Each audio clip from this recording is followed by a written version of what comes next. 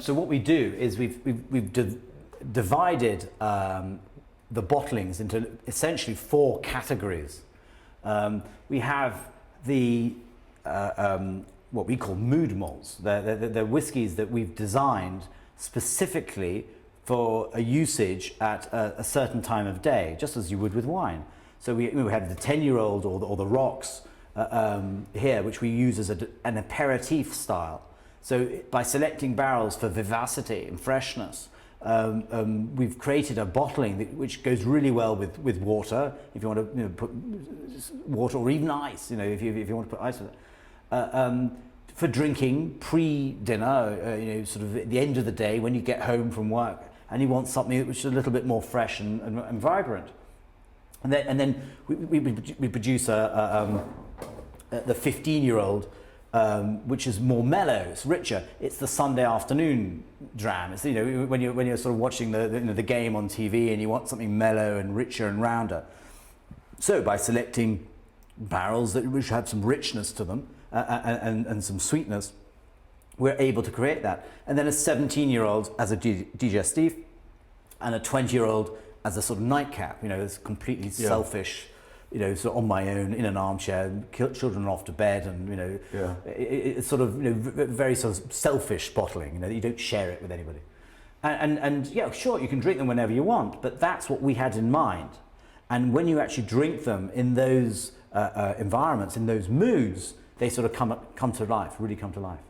And of course, inevitably, the run of casks that we've got may not be able to keep that going for very long. In which case, we say, fine, okay, like this is the 15-year-old. It's the second edition of it, because we ran out of 15-year-old sherry butts for that purpose. So we looked elsewhere for that richness to give us that mellow yellow flavour. And in this instance, we used barrels that came from Chateau Yquem. So European oak, not American oak. Sweetness from grapes as opposed to from sherry grapes, and a yellower colour rather than golden brown. Yeah. So the consumer is alerted to the fact. Yeah, exactly. We hands up. Oh, there exactly. we go. And sometimes we do it just because we can, just to be bloody minded. And in some cases, like the 17, we haven't changed the 17 since we started. It's still 100% American oak, and that gives you a real mind. Use that word. It gives you. It's done to be very, very complex, because if you have dinner and you've got lots of flavors going on in your palate, and wine, whiskey, all this, you need something that's going to cut through, and so therefore you need something different to an aperitif or to a nightcap dram. You want something that's going to cut through, that's going to stimulate your brain. Yeah. And so you need a very different flavor. The nightcap, on the other hand, is rich and mellow, and the 20-year-old we've had.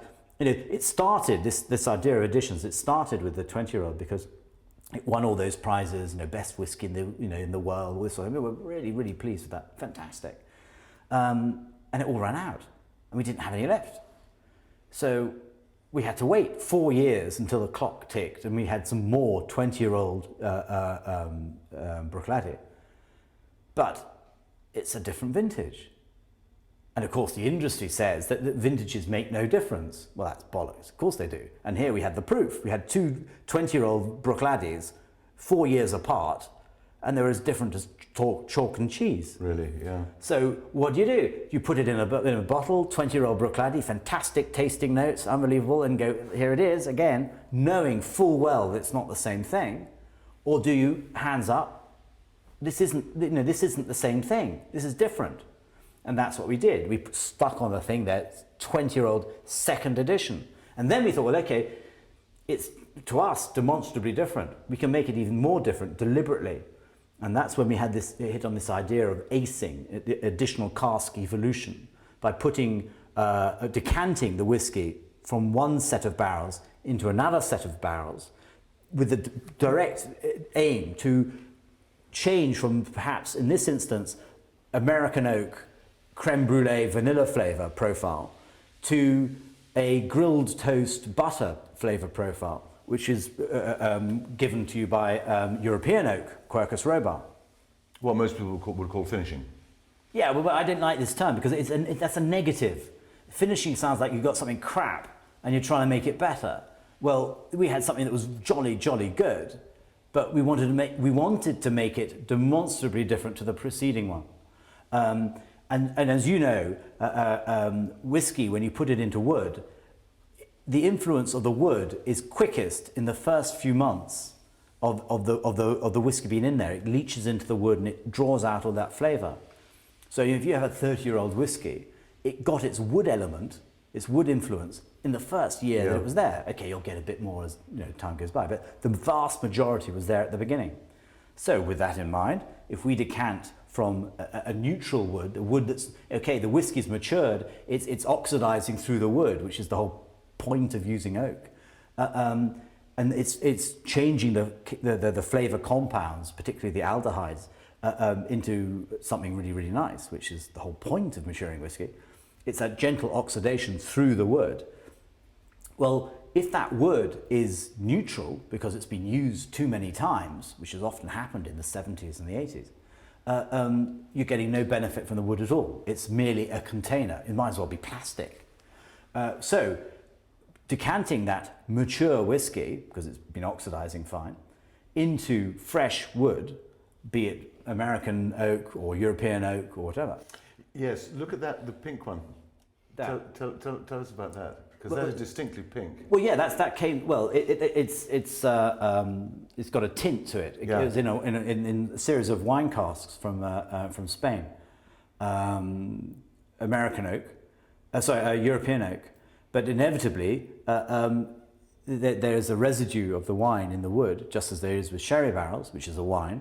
And that gets leached out, and so you get a tint. And because the grapes in the wine that was in these barrels were red, Tempranillo, you get, instead of a brownish colour, which you get from sherry, you get a tint of red, which, okay, that's what's going to happen. So it's just customizing ourselves to the fact that sherry wood was that was really useful for many years. It was really useful. It gave a richness and a darkness and a sweetness and a brownness. It made young whiskey look old. It made sort of crap whiskey taste good, and it was a very useful thing. But that's no longer possible because sherry barrels are no longer exported to the UK. All sherry is bottled in Spain, and therefore very, very, very few genuine sherry barrels are available. You've got lots of pseudo pretend ones, but not real sherry barrels. We still buy sherry barrels. We buy them from Valdispino, but we get a very small volume each year of genuine sherry barrels that are what are known as floor butts.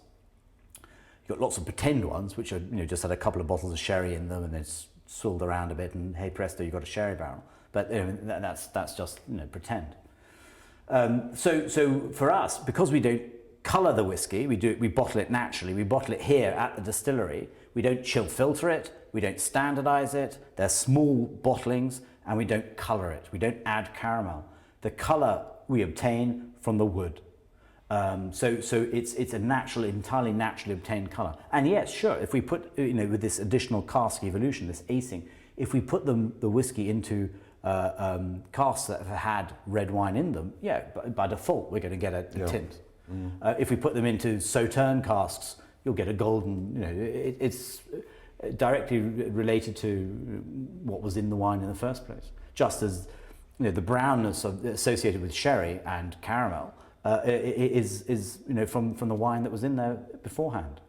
So the colour is one thing, but it's the wood taste that we're after. If Quercus alba, American oak, gives you that creme brulee, that creme anglaise, vanilla flavours, which we love and goes very well with Bruichladdich, as you tasted earlier. We'll never ignore that. That's a really good combination. Quercus robur, or European oak, French oak if you're in France, English oak if you're in England, it gives you a sort of buttery, grilled toast sort of flavour profile. Simplistically put, you've got vanilla on one hand and you've got butter and toast on the other. That's a very simplistic way of looking at it. So we're introducing a different type of oak regardless of the wine, that went in there. That's nothing. We don't put it on the label. We don't tell you anything. That's irrelevant. It's the actual origin of the wood. And of course, in France alone, you've got 10 different oak forests, barrels made from these different forests of Trancet, Limousin, Vosges, Nièvre. You saw some earlier.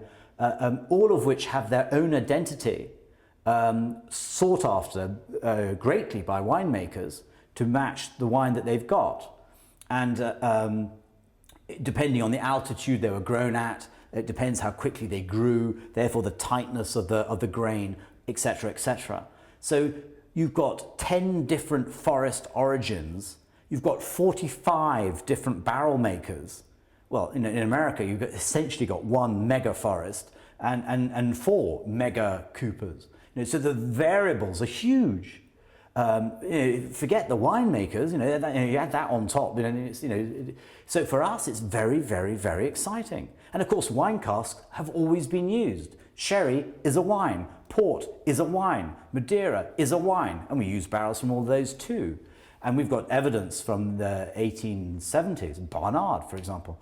You flick through the graphics that they've got in there, and you'll see wine barrels stacked up in distilleries. Genuine Burgundy wine barrels. Yes.